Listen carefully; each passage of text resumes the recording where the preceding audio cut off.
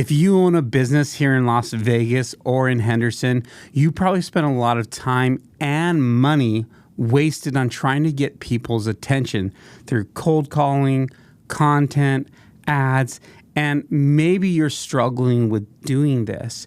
The truth is, the most successful way to grow your business is by building relationships, not chasing cold leads.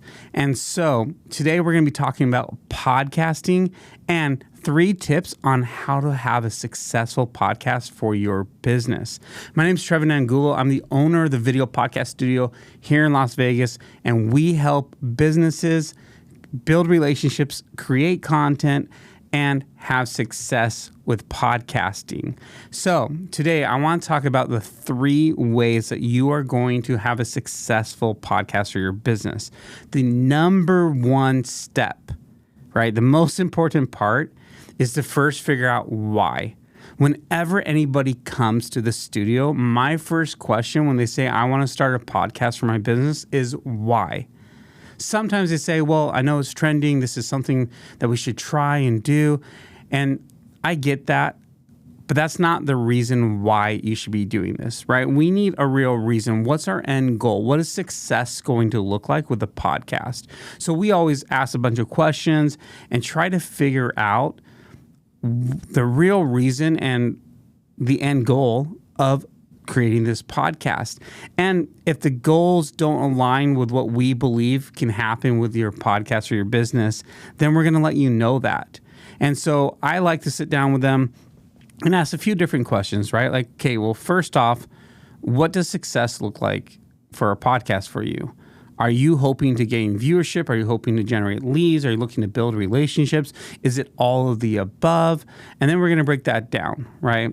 Okay, so what's the purpose of this podcast? Who are we trying to talk to, right? If you don't know why you're doing this and who you're trying to talk to, it's going to be really hard to create a podcast that's going to be successful. It's like anything else in marketing, right? Or honestly, in just anything else in sales or any part of your business is you have to understand who your target demographic is. Why are we creating this? Who's going to listen to this, and what are we hoping is going to happen, right? And then we got to set some realistic expectations with a podcast, which a lot of people come in and they focus on the numbers. Oh, I need to get views. I need to get views. I need to go viral, right? Like all that stuff that people say. And look, if there's companies out there promising you that they're going to help you go viral, they're just lying. They don't know what to do to go viral. And viral doesn't mean more money in your bank account. It doesn't mean more revenue generated.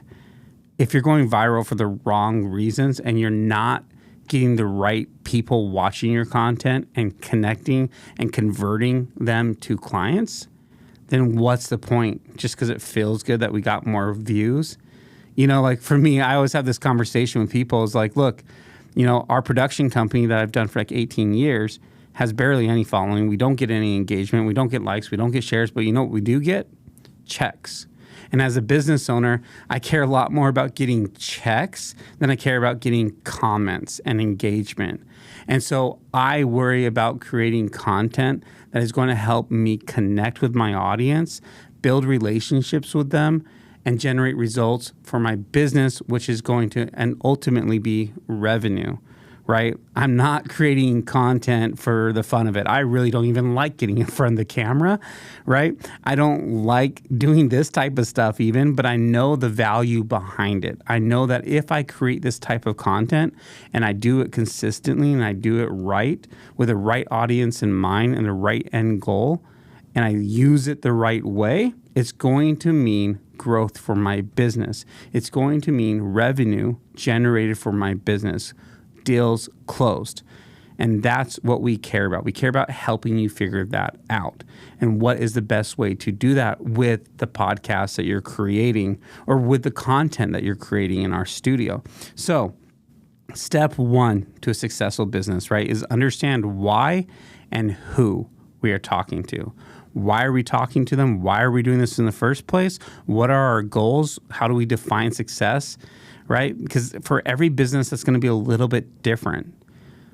One thing I tell clients when they come in for a walkthrough, so potential customers, not clients, is I've been able to generate revenue for my business without even posting the podcasts that we film, without even posting a single clip from it. And how? By building relationships with people, by leveraging a podcast to meet certain people, having certain conversations with them, then following up after. And obviously I give them the content so they get the value from interacting with me, but I get to build that relationship with them. And if it's the right person and I build the right relationship, then it generates me revenue for the business. And so you don't even have to worry about view count or putting it out there, right? And that's why I said the goals of why we're doing this and who we're doing this for really matter, because it allows us to define success and figure out what's more important. Do we need to try to get more viewership of the right people, or do we need to find just the right people to bring on the show because we can leverage that networking opportunity, that relationship building opportunity to grow the business? And that's one thing I want you to think about. When you think about podcasting, think about it as relationship building. This is a tool for you to meet people. The content obviously is incredibly valuable, but if you can meet the right people and build the right relationships, leveraging a tool like podcasting, it can be a game changer for your business, right? Because our businesses are built on relationships. And so this is just a tool to help you do that. So first off, once again, understand your why. Why am I creating this? Not because it's a fad, but what is the goal of this? How do we leverage it the right way? Who is going to be our audience? Because that shapes the message. The example I always like to use is, for example, like lenders. Lenders come in and they want to create a podcast, but sometimes they're more focused on trying to reach the consumer, which isn't a bad idea. But in that industry specifically, they don't get a lot of their own leads and work. It's a lot harder for them to go out there and get the consumer to come to them than it is to build relationships with the realtors. So maybe it's more important to start a podcast that realtors are going to listen to and that they're going to turn to learn from you about the industry and to hear from you and build trust with you and realize that you are a good partner for them than it is to go after the consumer, right? So we really want to understand who should we be creating the podcast for. And there's a bunch of different reasons to have a podcast. You can use it for internal HR purposes, right? You can use it for your email newsletter. You can use it for your sponsors. You know, there's so many ways to leverage this. So we want to understand why and who this is for. The number 2 most important thing to have a successful podcast goes along with who this is for. You need to remember that you are creating a podcast to build a relationship. This is not content. I really don't like the word content because I feel like there's not a lot of intention, personality, love, passion behind that word. And so many businesses and so many companies, marketing companies, push the word content. You need content. Get content for content's sake. And that's not what it's about. It's about building relationships with people and being authentic, right? And a podcast or even short form content can help you do that. But you have to remember that there's people on the other side of the phone, right? There's people that are listening to this, that are digesting the content that you're creating. So you're not creating content, you're creating conversation, you're creating trust, you're building relationships with people online. This is a tool for people to get to know you, for you to offer answers to the questions that they have. And it can be there 24/7, and it can help you through every part of the day. It can help them through all the questions that they have, and it's going to help guide them along their journey of the sales process of coming and deciding to use you to get the help that they need, right? This is a really good sales tool because you get to show a lot of personality. You get to show them who you are. And the nice thing about that is if they don't like you, great. Let them not like you and not watch any more of your content and go away, because they were never going to do business with you in the first place. We want people to leave, which is a little bit of a different perspective than most people are like, oh, I want to get as many views. Like, no, I don't want as many views as I can possibly get. I want the right people watching this. I want 100 views of the right people watching my content who like me, who like my personality, who like my perspective on the solution that I have for their problems, so that they learn to trust me, they learn to like me, and they come to me when they're ready to make that buying decision. And so it's really important, once again, to remember you're talking to a person. There's a clip from a guy that I like named Donald Miller. And he talks about how he had this realization that he needs to remember who he's talking to and why he's creating this content. And when you start thinking about it that way, and you think about, what am I doing? I'm creating content to make a difference in a small business owner who's struggling, doesn't have a lot of funds, and is looking for a way to build relationships and grow his business. I'm looking to help them and create some content that's going to be a game changer for their business. I'm creating videos that are going to last, that I hope that my kids watch if they start a business, and I can provide them the insights that I've learned along my journey for them to be successful. And when you reframe who you're talking to and why you're talking to them, your passion level changes, your tone changes, the way you think about what you're going to talk about changes, because you start caring more. And the more that you care, the more your audience is going to feel that. And the more that they feel that from you, that they care, that you hear them, that you see them, that you're there for them, that you have the requisite knowledge and experience to help them through these issues, you are going to get more deals that way. The problem that I see is so many people forget why they do this. They forget that there's actually people, right? They're not view counts, they're people.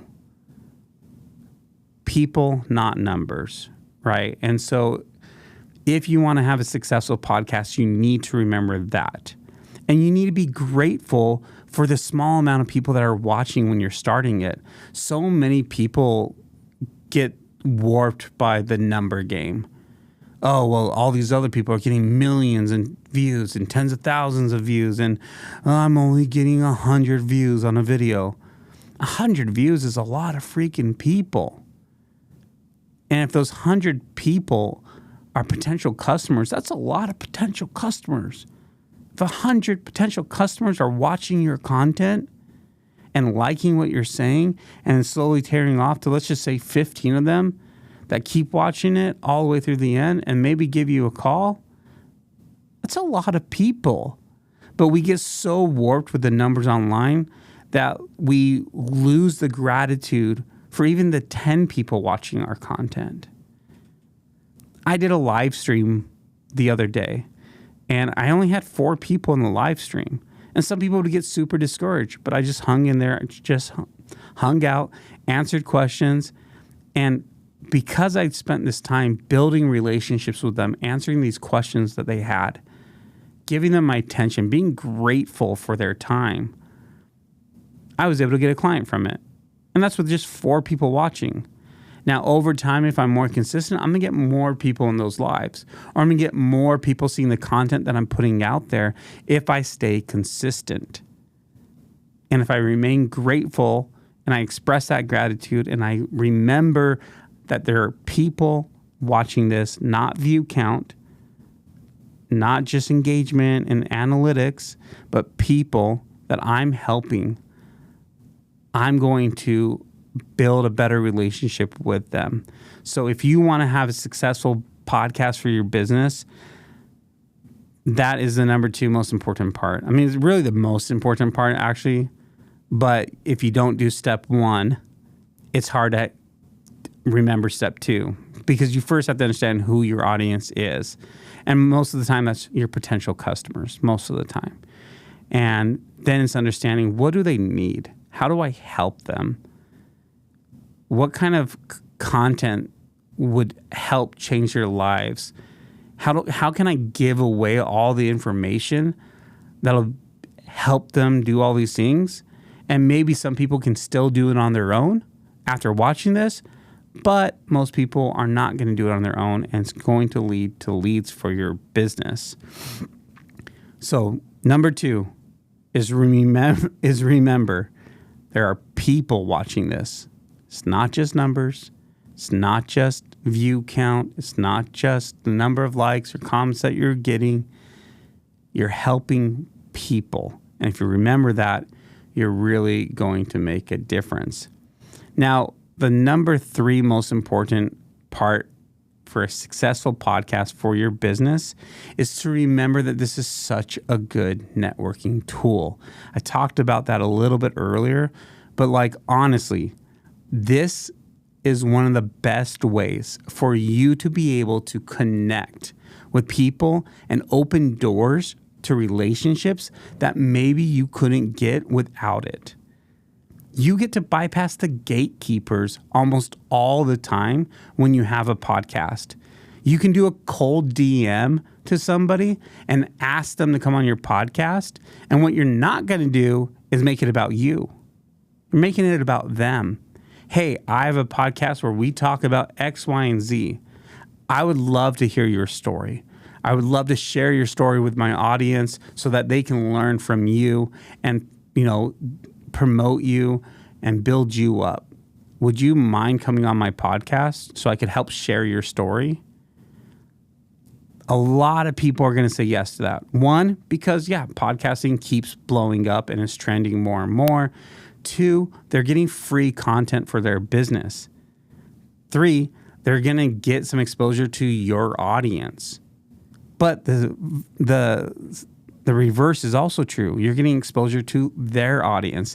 I had a phone call actually today with a potential customer who should be signing up for a membership in our studio. And she was saying, well, I don't know, because if I bring these types of people on, they're just trying to ride my coattails. And I was like, okay, let them. You're the host. You actually get a lot more the clout and the reverence and respect and the likability because it's your show. And yes, they're going to get exposure to your audience, but you also get exposure to their audience, which is powerful. And not only that, once again, the more important part, if you're in business, especially if you do professional services, like you're a business coach, you do marketing, you're a mortgage lender, you can leverage this to build relationships with people. And once again, you get to bypass those pesky gatekeepers and get straight to the decision maker. And you get an hour of their time to talk to them about them, to hear their story, to learn about them so you can build a relationship with them to then eventually, hopefully, get them as a client or a referral partner. And when you understand how to leverage this the right way to build relationships, to me, it's more important than the actual content that you're filming. To me, we have our own podcast. It's called Built in Vegas. And for me, I'm not even looking at as a lead gen from the actual episodes. I'm not looking for people to watch that and then want to come to the studio. That's not really what we're creating. We're creating a podcast that hopefully will grow and build an audience so we can get more and more people, bigger and bigger people on this show. But I'm using it as a way to network with specific businesses that I want to learn from and that I want to build relationships with. And it's worked pretty well for our studio, right? We put our money where our mouth is. We invest in the podcast as well. And we're going to keep doubling down on it and creating more content and leveraging it as a tool for networking. And I don't know about you guys, but I don't like going to networking events.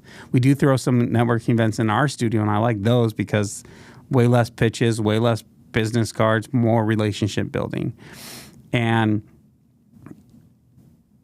that's why I like podcasting, because I don't have to go to a room filled with 50 or 100 people, feel awkward, and hopefully meet one or two people that I can get a meeting with later on to start trying to build some relationship with them.